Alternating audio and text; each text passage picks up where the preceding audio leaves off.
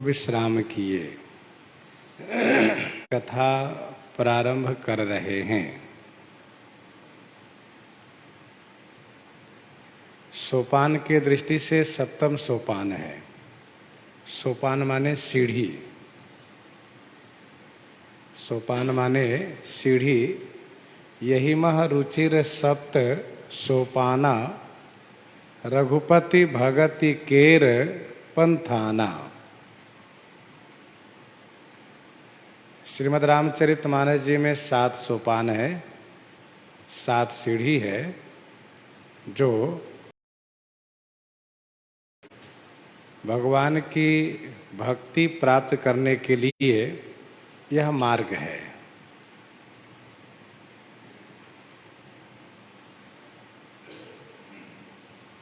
उत्तरकांड।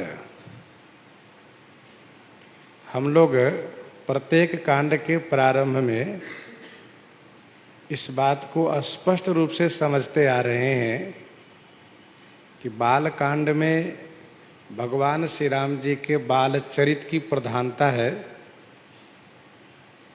अयोध्या कांड में अयोध्या संबंधित राज्य की कथा है। अरण्य कांड में वन संबंधित कथा है। किष्किंधा कांड में किष्किंधा जो वानरों की राजधानी है उससे संबंधित कथा है। सुंदर कांड में सुंदर नाम के जो शिखर है जिस पर अशोक वाटिका थी उससे संबंधित कथा है। लंका कांड में लंका नाम के नगर से संबंधित कथा है। अब बारी है उत्तरकांड की। उत्तरकांड का मतलब यह है कि भगवान श्री राघवेंद्र के राज्य तिलकोत्सव उपरांत, भगवान श्री राघवेंद्र के तिलकोत्सव उपरांत जो राज्य संबंधित कथा है वह इस कांड में प्रस्तुत की गई है। तो राज्य तिलकोत्सव के पूर्व की कथा इस श्रीमद् रामचरितमानस में पूर्वार्ध है, पूर्व पक्ष है, पूर्व की कथा है। और राज्य तिलकोत्सवोपरांत की जो कथा है वह उत्तरार्ध है, उत्तर चरित है।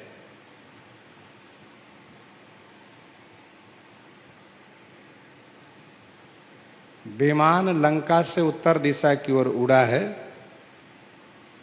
उत्तर दिशि ही विमान चलायो, मनमह विप्र चरण सिर नायो। उत्तर दिशि ही विमान चलायो। इसीलिए उत्तरकांड की कथा गोस्वामी जी प्रस्तुत कर रहे हैं। उत्तरकांड नाम रखा। गोस्वामी श्री तुलसीदास जी महाराज सभी कांडों के मंगलाचरण में मगन गण का ही प्रयोग किए हैं। यह पिंगल शास्त्र का विषय है। जो पिंगल शास्त्र के ज्ञाता होते हैं उनको ये मालूम होता है कि काव्य की रचना में किस गण के प्रयोग करने से काव्य का स्वरूप कैसा बनता है। और हम लोग बालकांड के प्रारंभ में इस संदर्भ में विस्तार से चर्चा करते हैं। तो सभी कांडों के प्रारंभ में मगन गण का ही प्रयोग गोस्वामी जी ने किया है। और इस गण के देवता हैं पृथ्वी। फल है श्री का विस्तार होना। यह गण श्री को विस्तार करता है, जस को विस्तार करता है।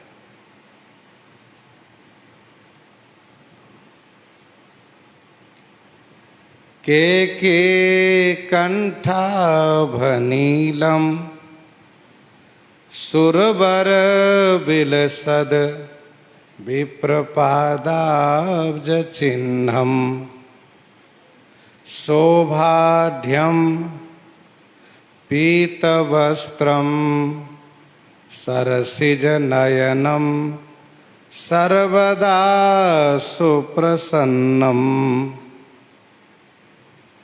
पाणौ नाराच चापम कपिनिकरजुतम बंधुना सेव्यमानम नौमीड्यम जानकीशम रघुबर मनीषम पुष्पकारूढ़ रामम पुष्पकारूढ़ रामम।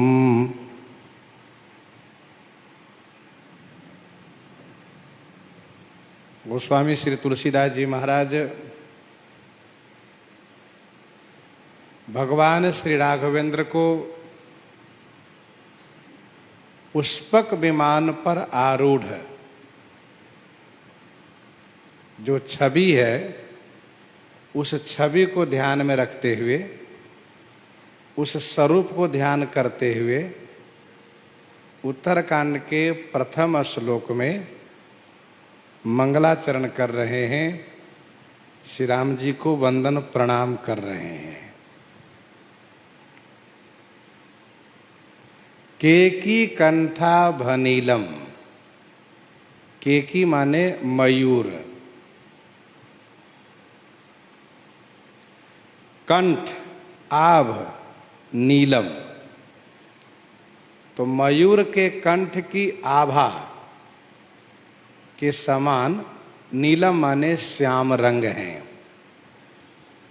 मयूर के कंठ की आभा के समान श्री राम जी का श्याम रंग है। केकी कंठा भनीलम।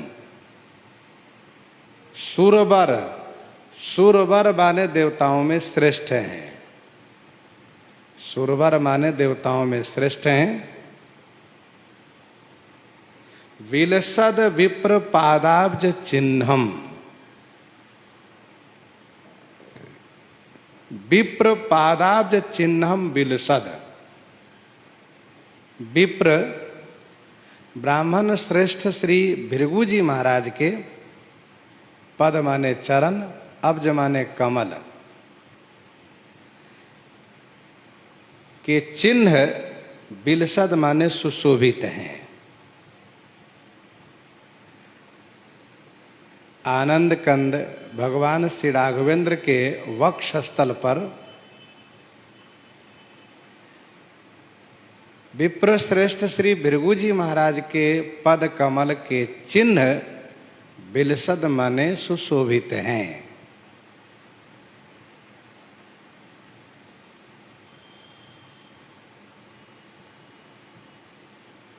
शोभाढ्यम, शोभाढ्यम का अर्थ हुआ, अध्यम माने युक्त, शोभा से युक्त हैं, शोभा से संपन्न है।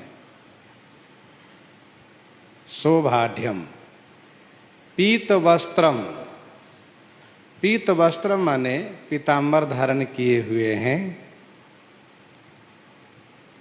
वैसे भगवान के अनेक नामों में से एक पीतांबर उनका नाम भी है।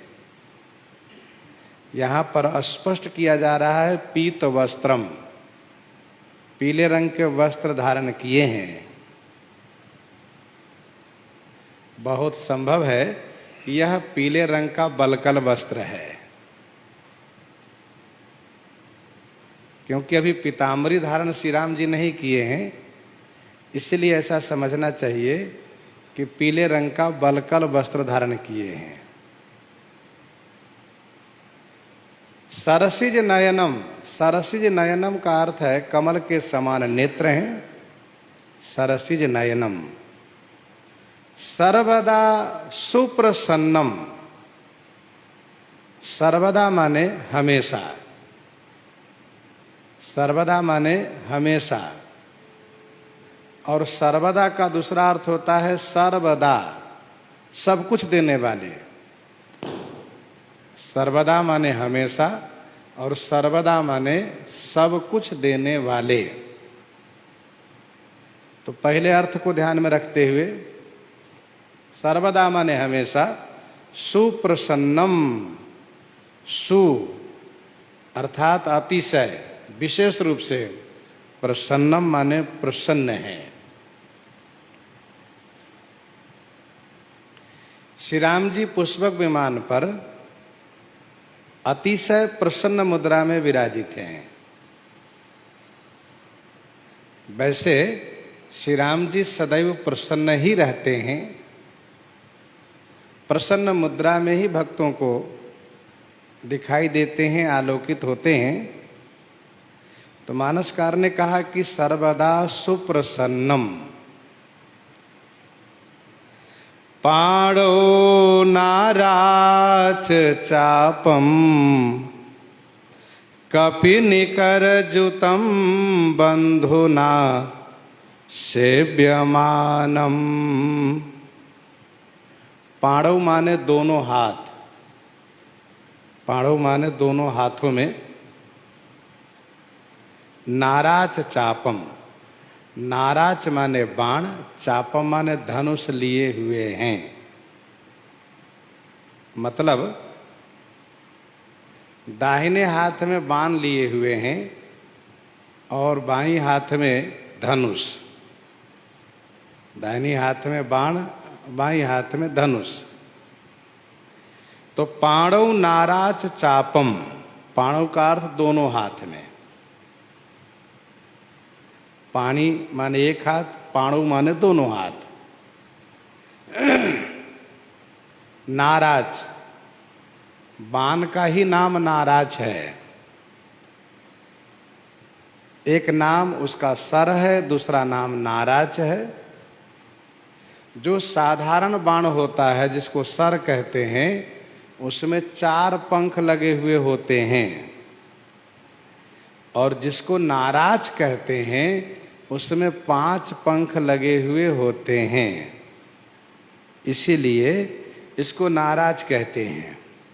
तो श्री राम जी दाहिने हाथ में बाण लिए हैं, बाएं हाथ में धनुष, बहुत सुंदर सुशोभित हो रहे हैं। कपि निकर युतम, कपि निकर युतम माने वानर समूह से युक्त हैं, वानरों से घिरे हुए हैं। पुष्पक विमान पर आप कहीं से भी दृष्टिपात करेंगे, सब जगह वानर ही वानर दिख रहे हैं, वानर ही भरे हुए हैं। क्योंकि श्री राम जी सबको विमान पर बैठा लिए हैं।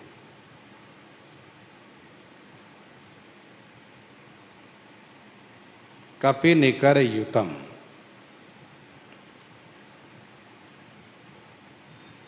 एक बड़ा सुंदर संकेत है कि जो वानर चंचल होते हैं, जो स्थिर नहीं रहते, उन सबको अपने अधीनस्थ किए हैं, सब विमान पर बैठे हैं।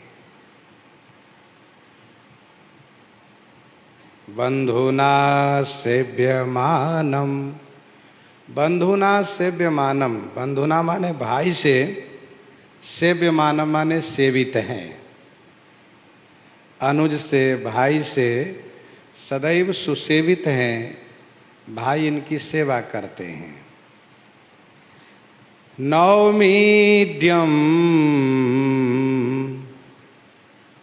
नौमी का अर्थ होता है नमस्कार। इडियम माने अस्तुत्य, इडियम माने अस्तुत्य, स्तुति के योग्य, वंदन प्रणाम के योग्य, उनको इडियम कहते हैं।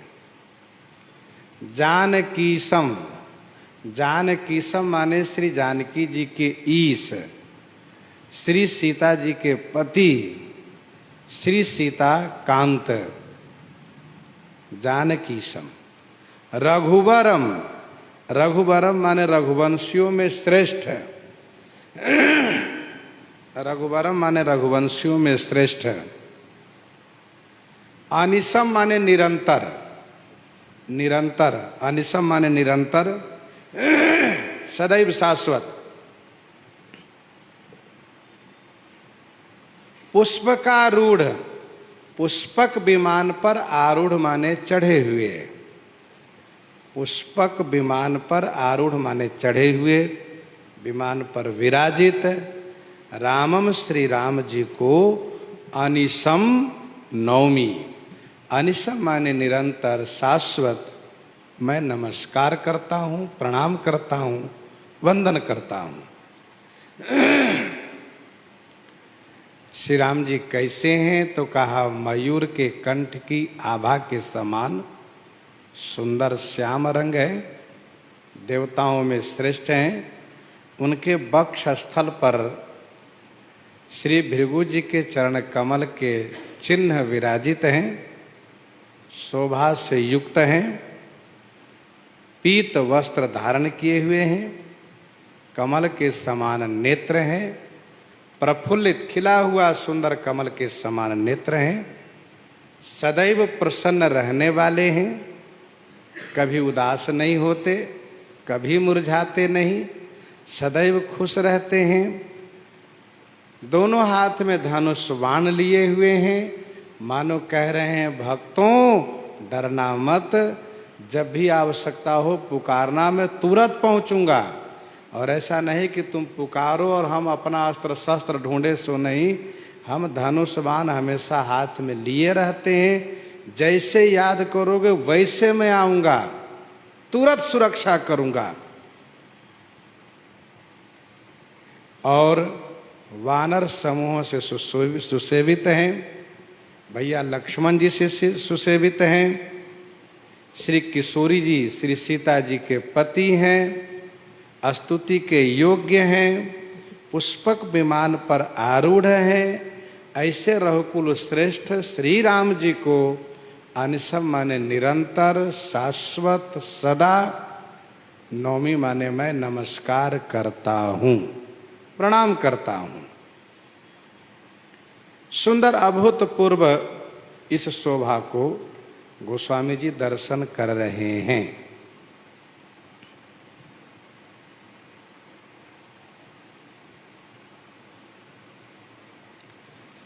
मयूर का पूरा शरीर श्याम नहीं होता है, इसीलिए गोस्वामी जी को कहना पड़ा कि केकी कंठा भनीलम।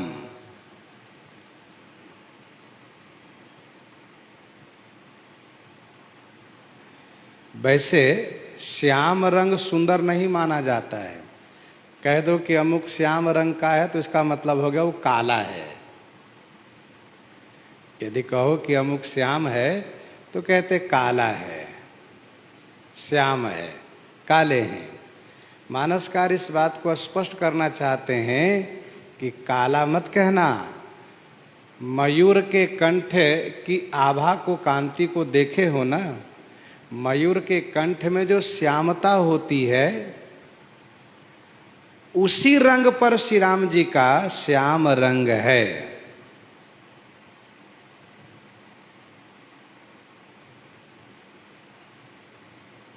श्याम रंग का कमल भी होता है, श्याम रंग की मणि भी होती है, लेकिन वो जड़ है। नील सरोरुह नीलमणि नील नीरधर श्याम, ये सब जड़ है।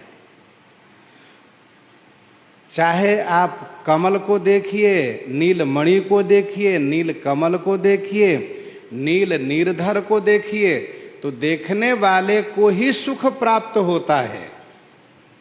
देखने वाले को सुख प्राप्त होता है, उसको स्वयं को सुख नहीं मिलता, क्योंकि खुद जड़ है वो, उसको क्या सुख मिलेगा।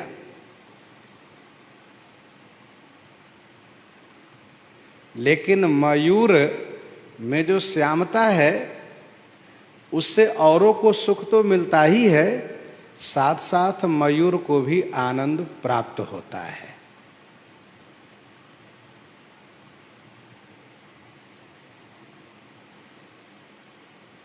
मयूर बहुत ऊंचा नहीं उड़ता है, बहुत ऊपर नहीं उड़ता है। मानो गोस्वामी जी संकेत कर रहे हैं कि श्री राम जी का विमान बहुत ऊपर नहीं है, बहुत ऊंचा नहीं है, ये संकेत है। के की कंठ दुति श्यामल अंगा तड़ित विनिंदक बसन सुरंगा।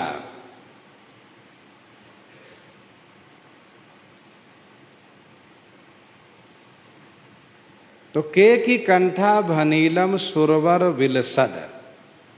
सुरवर माने देवताओं में श्रेष्ठ हैं। विलसद विप्र पादाब्ज चिन्हम। हमारे श्री राघवेंद्र सरकार ब्राह्मण्य हैं। श्री राम जी श्री भृगु जी के चरण कमल के चिन्ह को अपने हृदय पर धारण करके यह संकेत करते हैं कि भक्तों देखो, मेरी ओर देखो, मेरे वक्षस्थल पर देखो कि मुझे ब्राह्मण कितना प्रिय है।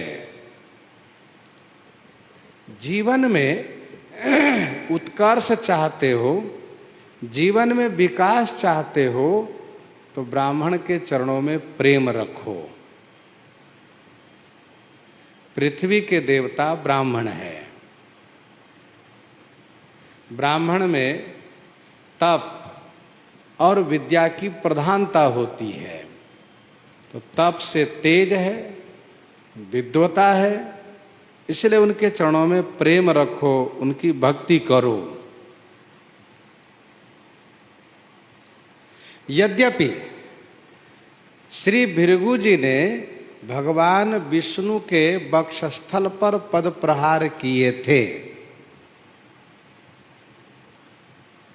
फिर भी भगवान सभी अवतारों में उनके चरण कमल को धारण किए हुए दिखाई देते हैं।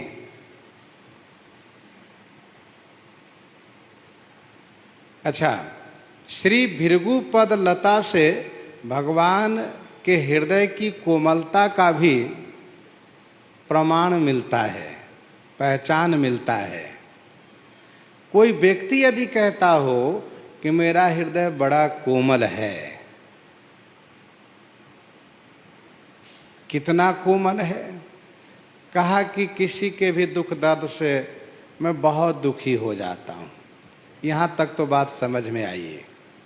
लेकिन यदि उसका हृदय कोमल है और उस पर किसी चीज से प्रहार कीजिए और वह चिन्ह बन जाए, तब माना जाए कि उसका हृदय बड़ा कोमल है। प्रहार का मतलब चोट लगेगी, वह स्थान काला भले हो जाएगा, लेकिन जैसे पंख में, कीचड़ में हम पांव रखते हैं, हाथ रखते हैं तो उसका चिन्ह उभर आता है, वैसे ही ठाकुर जी का हृदय कोमल है। और भृगु जी ने तो पद प्रहार किया, ऐसा नहीं कि प्रेम से जाकर के चरण रख दिया छाती पर, सो नहीं, उन्होंने जोर से मारा। लेकिन भगवान का हृदय इतना कोमल है कि वह मक्खन के जैसे कोमल है, मोम के जैसे। मोम भी थोड़ा कठोर होता है, मक्खन कोमल होता है, नवनीत के समान। तो चिन्ह बना हुआ है, ये भगवान के हृदय की कोमलता का पहचान है।